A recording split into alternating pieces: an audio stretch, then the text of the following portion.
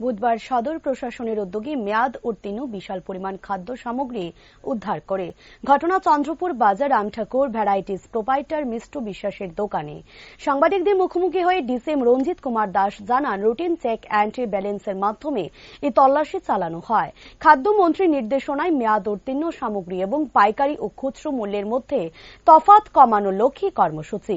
মহকুমা শাসকের আদেশে খাদ্য নিয়ামক প্রদীপ ভৌমিক, দেবজ্যোতি চক্রবর্তী সহ রঞ্জিত কুমার দাস, HDM অরূপ দেবের নির্দেশে এই অভিযান চালানো হয়। আগামী দিনেও জারি থাকবে অভিযান। শহরের প্রাণকেন্দ্রের একটি দোকানে এত পরিমাণ মেয়াদ উত্তীর্ণ সামগ্রী দেখে হতবাক খাদ্য দপ্তরের আধিকারিকেরা। গত 2 মাস যাবত এই অভিযান চালানোর পরও একটি দোকান থেকে এত পরিমাণ মেয়াদ উত্তীর্ণ জিনিস পায়নি বলে জানান রঞ্জিত কুমার দাস। অ্যাকচুয়ালি খবর পেয়ে বলতে না, এটা আমাদের কিছুদিন ধরে আমাদের রুটিন একটা চেক অ্যান্ড ব্যালেন্সের মধ্যে আছে। আমাদের মাননীয় খাদ্যমন্ত্রী এবার সরকারে বসে কিছু ডিসিশন নিয়েছেন যে এই যে এক্সপায়ার ডেটেড জিনিস এবং এই যে দ্রব্যমূল্যের যে হোলসেল রেট এবং খুচরা মূল্যের মধ্যে যে ফারাক যেটা, এটাকে মিনিমাইজ করতে হবে।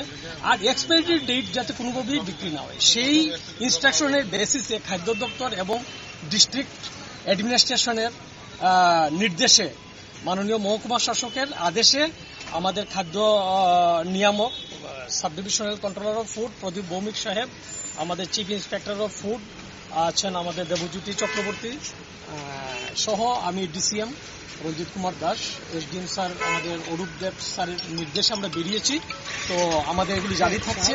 কিন্তু প্রথমে সবচেয়ে যেটা আমাদের আশ্চর্য করলো যে শহরের মধ্যে প্রাণকেন্দ্রের মধ্যে একটা দোকান, এত সুন্দর, এত সব আইটেম আছে, কিন্তু ওনার দোকানে এত এক্সপায়ার ডেটেড জিনিস আমাদেরকে হতবাক করে দিয়েছে। আমরা গত 2 মাস ধরে এই ধরনের আমরা অভিযান করছি, কিন্তু এত expire dated from a single shop আমরা পাইনি। আমরা আশ্চর্য হচ্ছে। এবং সবচেয়ে বড় কথা, আপনারা দেখছেন যে কি হারে গরম এখন চলছে। গরমের মধ্যে বিশেষত এই যে ইডিবল অয়েল, মাস্টার্ড অয়েল, তারপরে এই যে চিপস, সস, এগুলি উনি যেমন বিক্রি করছেন একদম নাকের ডগাতে, আমাদেরকে প্রশাসনকে হতবাক করে দিয়েছে। তো